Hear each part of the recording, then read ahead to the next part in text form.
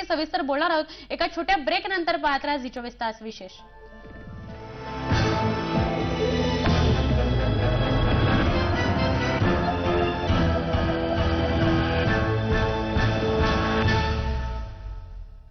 छोटे से अपने रॉकेट में चांद की सैर कराऊंगा, चांद नहीं निकला तो तुमको हनीमून ले जाऊंगा. Not bad. हम जब होंगे 60 साल के और आप 60 के हों या 70 के, आपका कल आज से बेहतर होना चाहिए. SBI लाइफ इंश्योरेंस, क्योंकि जिंदगी है जीने के लिए. घेऊन या हिट रॅट किल. उघडा, कापा, ठेवा. उंदीर हे खातात, मग हे उंदरांना खातं. हिट रॅट किल, घरची मनी माऊ. एक हो जाओ, हिटेक्स ऊपर लगाओ, खुजली भगाओ. एक हो जाओ, खुजली गायब, खुजली खल्ला.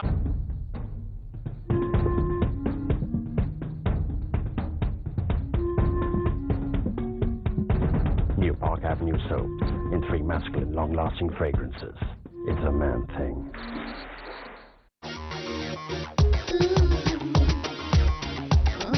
कट काहीतरी मिसिंग आहे यार. नवीन वीट हेअर रिमूव्हल क्रीम आता डबल मॉइश्चरायझर सोबत, जी मला देते स्मूथ आणि ग्लोईंग स्किन. ती देखील फक्त 3 मिनिटात. आणखी एकदा करूया.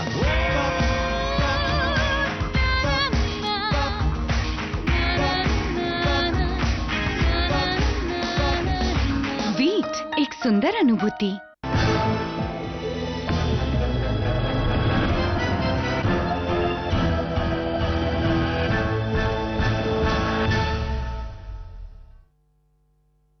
सोमवारी पहिली यादी जाहीर होईल आणि त्यानंतर कदाचित गोंधळ उडू शकतो. याच विषयी आता बोलूया.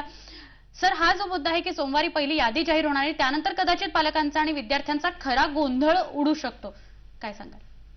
नाही, मुळात सोमवारी पहिली जनरल गुणवत्ता ही जे प्रवेशाची यादी आहे ही जाहीर होणार आहे आणि लगेच भरपूर गोंधळ होणार आहे.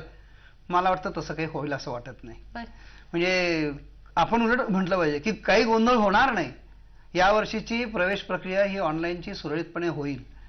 आता मग जे म्हटलं की प्रवेश प्रक्रिया किंवा एखादी कुठली योजना ही पहिल्या 1-2 वर्षामध्ये 100% यशस्वी नाही होणार.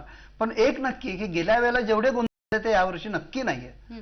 म्हणजे हे दुसरं वर्ष असलं आणि इतकी घोळांची प्रक्रिया जरी अजून सुरू असली तरी तुम्ही एकच उदाहरण त्याच्यात सांगतो पालकांना दिलासा देण्यासाठी की गेल्या वेळेला फॉर्म भरण्याची जी यंत्रणा होती ती राजकीय पक्षांच्या कार्यकर्त्यांपासून समाजसेवी संस्थांपर्यंत कोणी भरत होतं.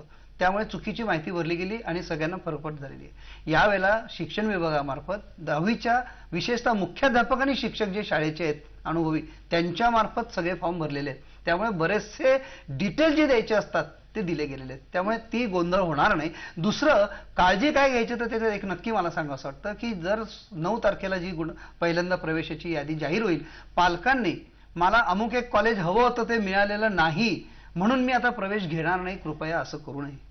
त्यांना जिथे पहिला मिळालेलं आहे तिथे त्यांनी ऍडमिशन घ्यावी आणि त्याच्यानंतर जेव्हा दुसरी लिस्ट जाहीर होईल आणि त्यामध्ये जर त्याला हवं ते असेल तर त्याने बेटरमेंटचं ऑप्शन त्याच्यामध्ये आहे.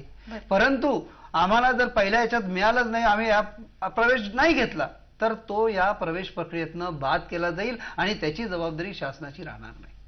शासनाने बेटरमेंटचं ऑप्शन दिलेलं आहे. त्यामुळे वेट अँड वॉच, थोडंसं ज्याला आपण म्हणता येईल की सहन म्हणजे काय पेशन्स ठेवून या ठिकाणी त्यांनी प्रवेश प्रक्रियेकडे बघायला पाहिजे आणि अजिबात म्हणजे न घाबरता अस्वस्थ न होता त्या सगळ्या प्रवेश प्रक्रियेमध्ये साथ दिली पाहिजे असं मला वाटतं. आणि एक असा मोठा मुद्दा असा पण आहे की फर्स्ट प्रेफरन्सची जे कॉलेज मिळाली आणि नाही घेतली तर मला वाटतं तिथे पण त्यांना काय नेक्स्ट लिस्टमध्ये नाव येणार नाही तसं काय? जर त्यांचे पहिल्या प्रेफरन्समध्ये अमुक ठिकाणी कॉलेज आलेलं आहे XYZ आणि त्याने त्या ठिकाणी जर ऍडमिशन नाही घेतली तर त्याला दुसऱ्या म्हणजे जी लिस्ट आहे त्याचं नावच येणार नाही. पण जर त्याने पहिल्या याच्यामध्ये ऍडमिशन घेतली तरच त्याला बेटरमेंट सेकंड लिस्टमध्ये येईल. नाही तसं पण नाहीये. फर्स्ट प्रेफरन्स जर घेतली तर सेकंड मध्ये बेटरमेंट काहीच नाही. याचा उद्देश तोच आहे बरोबर. जैन सांगतं तेच आहे की मला समजा पहिली यादी जाहीर झाली आणि त्याच्यामध्ये मला X नावाचं कॉलेज हवं होतं प्रेफरन्स दिलेला First आहे, preference. मिळालेला आहे, आणि जे मिळालं ते तुम्हाला कळालं. झालेलं आहे. पण असं समजा जर मला हवं होतं ते कॉलेज मिळालेलं आहे, पण तिथे मला जो पाहिजे होता तो सब्जेक्ट नसेल, तरी सुद्धा जे विद्यार्थी आहेत ते प्रॉब्लेमॅटिक सिच्युएशन मध्ये ही त्याच्यामध्ये Change एक करू शकतो. बरोबर आहे की ऑनलाईन मध्ये सब्जेक्ट अलॉटमेंट नाहीये, ऑनलाईन मध्ये कॉलेज अलॉटमेंट आहे, आणि हे कॉलेज तुम्हाला गुणवत्तेवर अलॉट केलं जाणार आहे. त्यामुळे सब्जेक्ट अलॉटमेंट हा ऑनलाईनचा विषय नाही, हे पालकांनी आधी मनातून काढावं. त्यामुळे जर समजा एखादा विद्यार्थी असेल आणि त्याने समजा एखाद्या चांगल्या कॉलेजची मागणी केली आणि त्याला मिळालं, तरी सुद्धा कॉलेजमध्ये गेल्यानंतर त्याला सब्जेक्ट कॉम्बिनेशन मिळतंय की नाही हे बघितल्याशिवाय त्याने प्रवेश घ्यायचा नाही. बरं, हा विषय जाहीर केल्यानंतर अनेक कॉलर्स आहेत ज्यांनी आम्हाला फोन केले, ते म्हणजे अपंग विद्यार्थी जे आहेत त्यांच्या ऍडमिशनसाठी 3%चा जो कोटा असतो त्याविषयी, तर त्या संदर्भात तुम्ही आम्हाला काय मार्गदर्शन द्याल? नाही, एक आहे, जसं मी बघा कॉन्स्टिट्युशनल राईट्स जे आहेत त्याच्यामध्ये तसे कॉन्स्टिट्युशनल रिझर्वेशन्स आहेत जे आम्हाला कायद्याने बंधनकारक आहे. त्याच्यामध्ये अपंगांचं जे रिझर्वेशन जे आहे हे बंधनकारक आहे. त्यामुळे हे ज्या ज्या कॉलेजेसमध्ये जो कोटा दिला आहे त्यामध्ये त्यांना अपंगांच्या राखीव जागा ह्या देण्यात आलेल्या आहेत.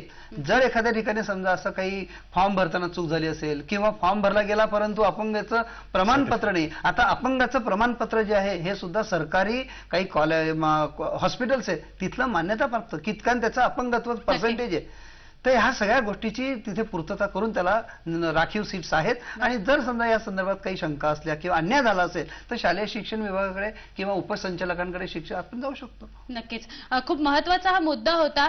मात्र फार चांगल्या पद्धतीने नरेंद्रजी तुम्ही सुद्धा आणि जयंतजी आपण सुद्धा आपले मुद्दे मांडलेत आणि आपण त्या प्रश्नांचं निरसन केलेलं आहे. तुम्ही दोघेही या चर्चेमध्ये सहभागी झाल्याबद्दल धन्यवाद. एकंदर ऑनलाईन ऍडमिशन प्रक्रियेचं हे दुसरं वर्ष आहे. जसं नरेंद्र सर म्हणाले की काहीतरी छोट्या छोट्या गोष्टी इथे उपस्थित होणार, काहीतरी छोटे छोटे प्रश्न उपस्थित होणार, मात्र सगळे जे 10वीचे विद्यार्थी आहेत त्या सगळ्यांना ऍडमिशन्स यावेळेला 11वी मध्ये मिळतील असं इथे आत्ताच नरेंद्र यांनी सांगितलेलं आहे. आपण झी24 तास विशेष मध्ये इथेच थांबतोय. इथून पुढेही ताज्या घडामोडींचा उगसा सुरू आहे. पाहत रहा झी24 तास. एक पाऊल.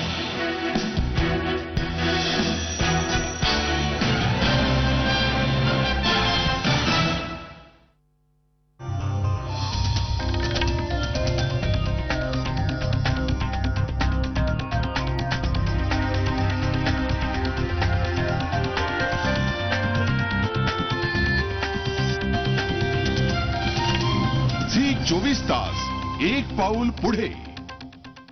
पहिल्यांदाच पहा एक अंडरग्राऊंड भूत. या भूतानं बंद केल्या आहेत अनेक रेल्वे स्थानकांवर भूतानं कशी पसरवली दहशत. कसं आहे हे अंडरग्राऊंड भूत पहा जरा हटकेमध्ये रात्री 10:30 वाजता. हा डाग तर मी कधीच काढू शकणार नाही. नक्कीच काढू शकशील, तेही फर्स्ट टाइम मध्ये. You are going to love this.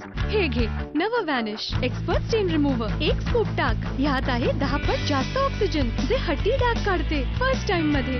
Amazing आहे ना. तुमच्या प्रत्येक धुण्यात डिटर्जंट सोबत टाका. बस एक scoop Vanish. New Vanish. Trust pink. Forget stains. Don't be a खुजाओ. बीटेक सुपर लगाओ, खुजली भगाओ. खुजली खल्लास. आता गुड नाईट महाजम्बो पॅक सोबत 4 कॉइल्स मोफत. आता गुड नाईट महाजम्बो पॅक सोबत 4 कॉइल्स मोफत. इंसान ने तरक्की के लिए क्या नहीं किया.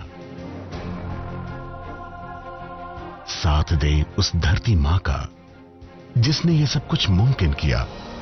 अब वक्त है धरती को बचाने का. 25 अगस्त को धरती पर मनाएं. शामिल हो जाइए देश के सबसे बड़े वृक्षारोपण अभियान में. सभी भारतीय एकजुट होकर पौधा लगाएंगे. My earth my duty, a Zee News initiative supported by NYKS, NCC, NSS, Airtel Digital, Big FM.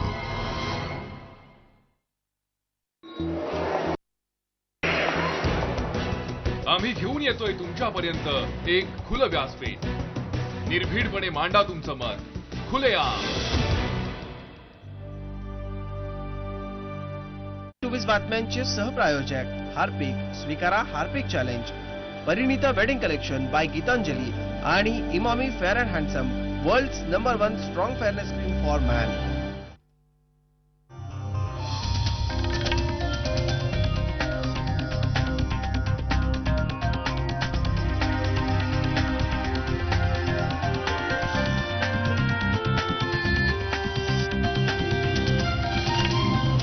24 तास एक पाऊल पुढे.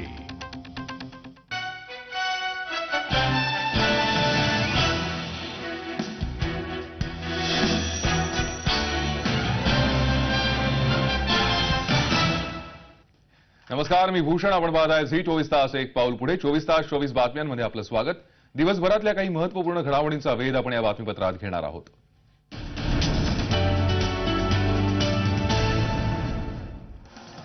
कॉमनवेल्थच्या पदक अनावरण समारंभाच्या निमित्तानं नियोजन समितीचे अध्यक्ष सुरेश कलमाडी अखेर शुक्रवारी मीडियासमोर आले. मात्र यावेळी कॉमनवेल्थमधील घोटाळ्यांशी आपला काहीही संबंध नाही असं सांगत राजीनामा देणार नाही असंही कलमाडींनी स्पष्ट केलं. कॉमनवेल्थ स्पर्धा चांगल्या रीतीनं पार पडण्यासाठी आपल्याला मीडियाचं सहकार्य हवंय असंही कलमाडींनी सांगितलं. कॉमनवेल्थ घोटाळ्याची चौकशी करणार असल्याचं त्यांनी म्हटलंय. भारतीय खेळाडूंच्या ट्रेनिंगवर 700 कोटी रुपये खर्च केले जाणार असून स्पर्धेत भारताला 70 पेक्षा जास्त पदकं मिळतील असा आशावाद त्यांनी व्यक्त केला. दरम्यान कॉमनवेल्थ घोटाळ्यावरून लोकसभेत पुन्हा गोंधळ झाला. यावेळी सुरेश कलमाडी यांना पदावरून हटवण्याची मागणी करण्यात आली. तसंच या संपूर्ण घोटाळ्याची संयुक्त संसदीय समितीतर्फे चौकशी करावी अशी मागणीही करण्यात आली. तसंच या प्रकरणी सपाच्या सदस्यांनी सभात्याग सुद्धा केला.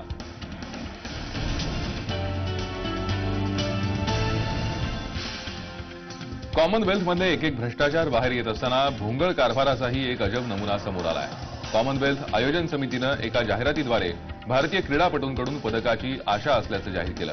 या जाहिरातीत वर्ल्ड चॅम्पियन महिला बॉक्सर मेरी कोमकडूनही पदकाची आशा असल्याचं दाखवण्यात आलंय. पण यंदाच्या कॉमनवेल्थमध्ये महिला बॉक्सिंग या इव्हेंटचा समावेश करण्यात आलेला नाही. या इव्हेंटचा समावेश नसताना मेरी कोमकडून पदकाची आशा करणं म्हणजे तमाम महिला क्रीडापटूंचा अपमान करणं असल्याची भावना आता क्रीडा वर्तुळात व्यक्त होतीये. कॉमनवेल्थच्या या जाहिरातीत अभिनव बिंद्रा, विजेंदर सिंग, सुशील कुमार, सायना नेहवाल, शमशेर सिंग आणि मेरी कोम यांचे फोटो छापण्यात आले.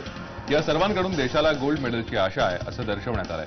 पण या स्पर्धेत महिला बॉक्सिंगचा समावेश नसताना मेरी कोमकडून पदकाची व्यक्त केलेली आशा सध्या तरी खिल्ली उडवणारी ठरतीये.